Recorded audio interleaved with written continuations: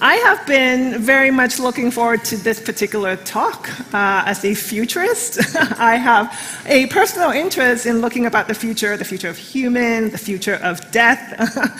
So it is with a lot of pleasure that I get to introduce the moderator. He is a modern-day Renaissance man, I would say. He's an engineer, he is an economist, he is a transhumanist, he's a friend, and as you can see, he is the author of the book, The Death of Death. So with us today is José Cordeiro, and he will be talking about asking this question, whether we are reaching the end of human death. Well, thank you so much for all of you who are here, because you will learn the secrets about indefinite lifespans here with my dear co-author from the United Kingdom, David Wood. He also studied in Cambridge, UK. I studied in Cambridge, Massachusetts, at the Massachusetts Institute of Technology. And 4 years ago, we decided to write a book together. And you can see the original edition in Spanish, La Muerte de la Muerte, and it has been a major success, not just in Spain, where it was #1 best-selling book for a long time, but also it has come out in Portuguese, in French. I don't know if you can recognize these languages. And then it came out this week in Chinese. The government of China is publishing our book, so we are very excited. And it's coming in 5 more languages next year. It's an international bestseller talking about the death of death. And we have the prologue by the leader of this movement worldwide, who is Aubrey the Grey, that will be with us here online. And we talk about many experiences, including some cases like Liz Parrish, that we call patient zero, in terms of the gene therapies, including telomerase, for example. And she will talk about that briefly. And with David and myself, we are taking this crusade throughout the planet, in the English-speaking world, in the Spanish-speaking world, and in other languages throughout the planet. So we are really excited, also because we are now in Madrid, and we are pushing for this idea in Madrid. This coming weekend, Friday, Saturday, and Sunday, we have an incredible event. All of you are welcome to the Madrid College of Physicians, the most illustrious medical institution in Spain, with 42,000 members, where we are going to sign a declaration about aging and rejuvenation technologies, because this is becoming a hot issue throughout the planet. As you probably know, Jeff Bezos has decided to invest billions and billions of dollars, and he has actually hijacked 2 Spanish scientists to join his team. And so we are really excited, because Spain is a world-leading nation on longevity and rejuvenation technologies. So this is my introduction to welcome you to the future of longevity here in the South Summit, and over the weekend, a transmission at the College of Physicians of Spain. Now, I have a few questions for my colleagues. I have my dear great friend, Aubrey the Grey. I love you, Aubrey. And, oh, my dear, I love her more. Liz Parrish. So we have a fantastic team here, and I have a few questions that I just want to begin with. And let's go in the order. Aubrey, because he is the older in terms not of age, but experience. Then Liz Parrish, because she is the youngest, and you can see how young she looks, and she will tell us how she became even younger than she already is. And we will finish with my co-author. So first question, dear Aubrey, because you have been on this campaign for almost 3 decades, how do you see it has changed through time? How it was 30 years ago, 20 years ago, 10 years ago, today, and 10 years in the future, and 20 years in the future, please. Wow, okay, so 30 years ago, we were in when the study of the biology of aging was really purely descriptive. That changed 28 years ago, when Cynthia Kenyon published the discovery that one could double the lifespan of nematode worms by mutating just 1 gene. She was not actually the first person to do this, but she certainly got this to be something that the field would pay attention to. and it made an enormous difference. It brought a lot of really talented young scientists into the field. Then 20 years ago, or to be more precise, 21 years ago, the idea of rejuvenation came along. I was able to see how we might be able to get the repair of the damage of aging to happen more easily than the previous paradigm of trying to slow down the rate at which that damage is created. Then 10 years ago, we had reached the point where that paradigm, the rejuvenation paradigm, had been broadly accepted. And very shortly after that, 8 years ago, 5 very prominent European gerontologists, including 2 Spanish ones, wrote a very important paper that was extremely influential in ensuring that everybody understood that rejuvenation is the way to go. We are now in a position where some of the easier parts of rejuvenation are reaching the clinic in clinical trials. And that means that we are on the cusp of actually bringing this about. The more difficult components of the rejuvenation plan are still a few years away from that point, but only a few years. And progress is greatly accelerating thanks to, among others, as you mentioned, Jeff Bezos. 10 years from now, I think the world will be very, very different in the wider world, because there will be a widespread acceptance that rejuvenation, comprehensive rejuvenation, is on its way, even if it has not reached the general public quite yet. 20 years from now, I think we will probably have reached longevity escape velocity. Beautiful. Aubrey, that is very inspiring. And so let's turn to Liz. Liz, tell us what you have been doing and what is your look throughout time? Well, you know, my journey started in 2013 when my son was diagnosed with type 1 diabetes, and I started looking for cures for kids, and I actually found Aubrey, which was very fortuitous for me. I learned about the aging research and the impact on both an aging population and on children. By moving this type of technology forward, it can actually benefit childhood disease. So in 2015, I started BioViva by taking gene therapies to combat biological aging, and became the first person in the world to do that. That then catalyzed our company into working on these gene therapies, and now we are working fast towards combinatorial gene therapies with new delivery methods.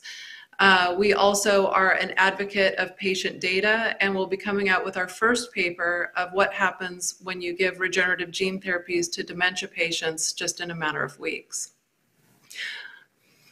And what does it mean that you are patient zero? Can you tell us a bit more about that? Everybody is excited about the risks that you are taking on your own life. Sure. So patient zero means that I'm the very first patient to take regenerative gene therapies, especially in the telomerase reverse transcriptase space.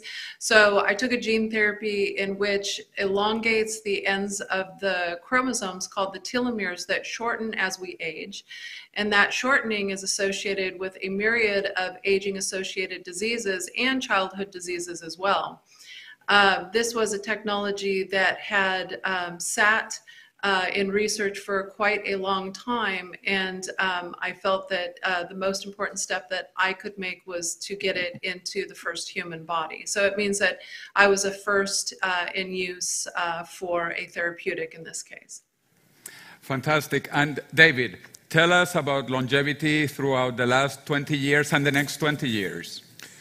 I think the biggest change is that people are going to switch from thinking of aging and death as something for philosophy, something for poetry, something for religion, something we have to get used to, something we have to tell each other, hey, aging isn't so bad really, to recognizing that aging is an engineering problem with an engineering solution. It's a radical idea. But more and more people can see some evidence that that really is the case. Aubrey has already mentioned the work of Cynthia Kenyon. At that stage, it was widely thought it would be impossible to make a few small changes and significantly extend the lifespan of any creatures. That was the prevailing dogma. People would say then, it's completely impossible to significantly extend lifespan. That dogma is all gone. Very few people hold to it anymore. There is so much evidence that parts of biology can be reprogrammed in various ways, removing the damage that has accumulated and becoming young again. After all, let's think about the miracle of childbirth. Quite an old body gives birth to a completely young, fresh body with completely reset telomeres. That's one thing nature can do, and there's many more examples of that. And more of it's coming under engineering knowledge. Not just in a few startups. Another big change is that some of the largest, most powerful, most capable companies in the world are now addressing this field. Not just by personal investment by the founders, but Alphabet, Google, put a huge amount of money into Calico. Microsoft has invested a lot in this. And Chinese tech companies too, let's not forget them. Companies like Tencent or Alibaba, their founding team have spoken about transforming aging as well. And it's taking a while, but I have to say, from my own experience in technology, many of these big transformations do take a long time. There's a lot of disappointment before there's the breakthrough. I speak from personal experience. I worked for many years in what became the smartphone industry. I worked with small handheld personal computers for a long time, and we were so happy that 1 million of these devices were sold. And we began speculating, maybe in the future, a few more people may have something which we dared to call smartphones, or later, just one word, smartphones. And it took a long time, I have to tell you. Most of the original experiments failed. Most of the first products were not successful.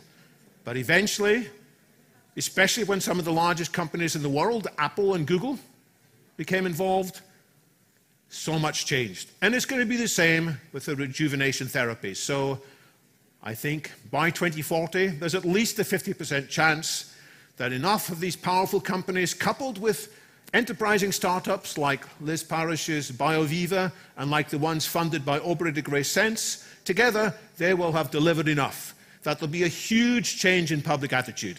No longer will we say, hey, cheer up, you're growing old, but that's nice. We'll all say, come on, let's get young again. Let's have real life. Let's conquer death. It's within our grasp, and more people are going to wake up and say, let's do it. Well, that's a beautiful way to see the future. And let's talk about another thing that there is a lot of discussion and controversy about, which is the definition of aging itself. I am in the field that aging should be considered as a disease. Many scientists are actually in favor of that. Like my colleague also from MIT, who is now at Harvard, David Sinclair. He's a biologist who got his degrees at MIT and now he's at Harvard. He thinks we should declare aging as a disease. I am in this campaign to declare Madrid or another city in Spain as the first city in the world where aging is considered a disease. But there are different points of view. And the first one is by my admired mentor, Aubrey de Grey. So Aubrey, I know we don't agree on this one, but tell us your view about aging as a disease. Yeah, I wouldn't exactly say that we disagree. The difficulty that we have to face when we try to describe anything is the baggage that is around it, the preconceptions that are associated with particular terminology. So we have seen this in the academic field of the study of aging, where not long ago, somebody just invented a whole new word, geroscience, which has become extremely popular among academics in this field, simply because it's a new word. It has no baggage. And people can make it mean what they want it to mean, rather than having people assume what it means, the way we say when we talk about aging or gerontology and so on. So for me, of course, aging is a medical problem. It is something that I believe we can alleviate with medicine. And that is how I like to describe it. Calling it a disease gives the mistaken impression that we can cure it in the same way that we can cure an infection. Calling it not a disease gives the impression, the mistaken impression, that we can't do anything about it with medicine. I think it's quite important to try to avoid getting in those traps. But of course, aging is a medical problem. Okay, Liz, what is your take on aging as a disease?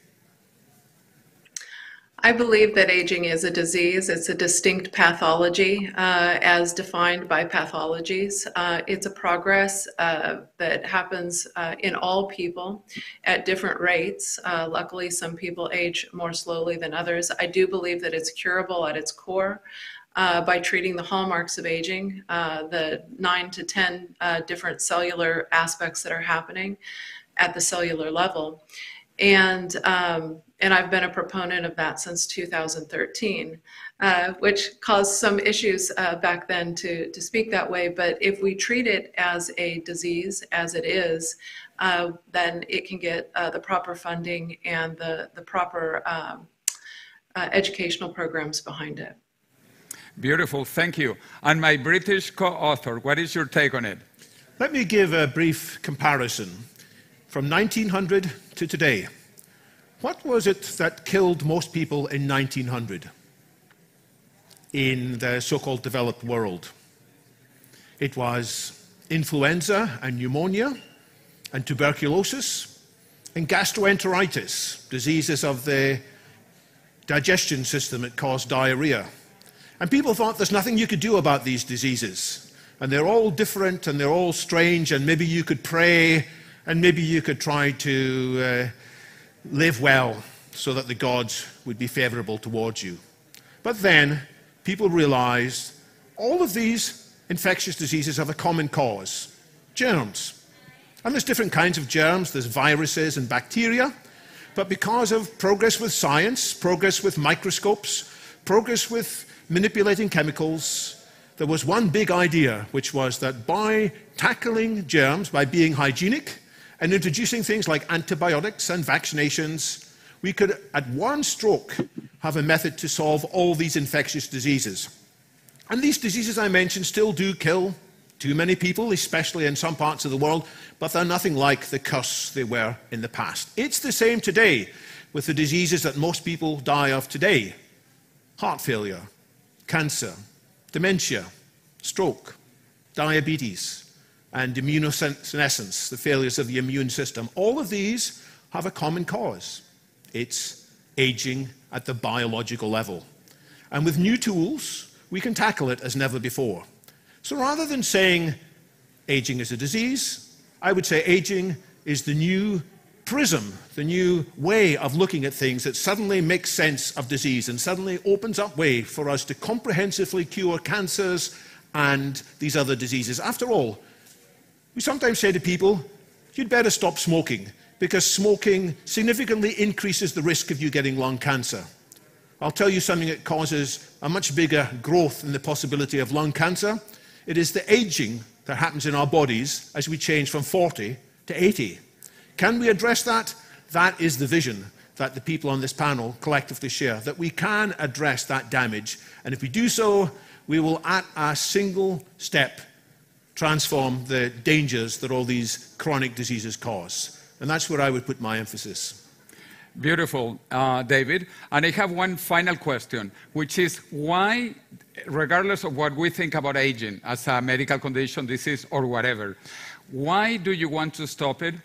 Aubrey, why do you want to reverse aging? Why are you behind this beautiful goal, which I personally believe is the most noble thing anyone can do? Because 90% of the Spanish people die of age-related diseases. And in all the developed world, you add malaria, terrorism, religion fights, accidents, AIDS, anything, it's only 10% of the deaths. 90% are related to aging. So, Aubrey, to you first, why do you want to stop and reverse aging? Honestly, the real answer is I don't know. I don't know why I want that. It's just that I do. When I was 9 years old, I had a big fight with my mother, who was trying to get me to spend a lot of time practicing the piano. And I didn't want to do that. And I realized that the reason I didn't want to do it was because the best thing that could possibly happen as a result of doing it would be that I would become a good pianist. And I just wasn't satisfied with that, because there are already lots of good pianists. So I wouldn't be making much of a difference to the world. That was where I began to realize that what I wanted to do with my life was to improve the quality of people's lives. And I ended up in this field, where I am trying to improve them, as a side effect, the quantity of people's lives. It's just that, for whatever reason, I am the kind of person who wants to make a difference to the world, as big a difference as possible. Beautiful. Thank you, Aubrey. How about you, Liz? I'm happy to hear that from Aubrey. Well, aging-related non-communicable diseases are now the biggest killer on the planet, as David Wood mentioned. And I mean, this is my passion, to make a better world. So, this is the choice that I have made. And by doing this, by creating curative therapies for aging-related disease, we can actually get a lot of children healthy, so that they can also see all of the similar lifespan that you have seen, and then more. And so I'm just very committed to ultimate health for the world, and a better world for the future. Beautiful, Liz. And we know you are fighting hard, just like Aubrey and my dear co-author, David. I'm a believer in human potential. I want humans everywhere to be able to live more fully, to have deeper and more profound experiences. And I want to get rid of all the limitations that are preventing us from living that potential. And there's all kinds of things that are holding us back, like ignorance and confusion and problems in our social structures, and lots of other things too. But something that undoubtedly does restrict potential is the fact that our bodies grow weak and feeble. And things that we once were able to do, we can no longer do. And we forget things. It's extremely sad when we see friends and relatives who can't remember things because of dementia in their brain. It's a great restriction on human freedoms when people can no longer get up and move around, when their hands are frail, when they can't play their favorite games anymore because their bodies are riddled by these diseases of aging. So because I'm such a fan of the great human potential, I want to get rid of aging as that drawback, as one of the limitations which prevent us from being humanity plus, so let's say it, humanity 2.0, a vision that is within our grasp. Well, I'm so excited about the future, because I like to say we are between the last mortal human generation and the first immortal human generation. And my question is, where do you want to be? And this is free. This is democratic. If some people want to die, please go ahead. But I think most people will be intelligent enough to know that it is beautiful to be young, to be healthy, to be smarter, and to travel even to outer space. My dream is to go to other planets and see and learn other things. So if you want to learn more about this, I invite you for 3 days at the College of Physicians of Madrid, Friday, Saturday, and Sunday, October 8, 9, and 10, when you will be able to listen 4 hours to David, to Aubrey, and to Liz Parrish talking about longevity, radical life extension, and the fantastic future ahead. I want to finish with this positive message that the beautiful is going to be, the future is going to be more beautiful and better than it is today. So let me welcome you all to the Age of Immortality. Or if you don't like immortality, immortality, or radical life extension. Our objective is to live indefinitely young. Not indefinitely old. No one wants that. Indefinitely young. So thank you so much.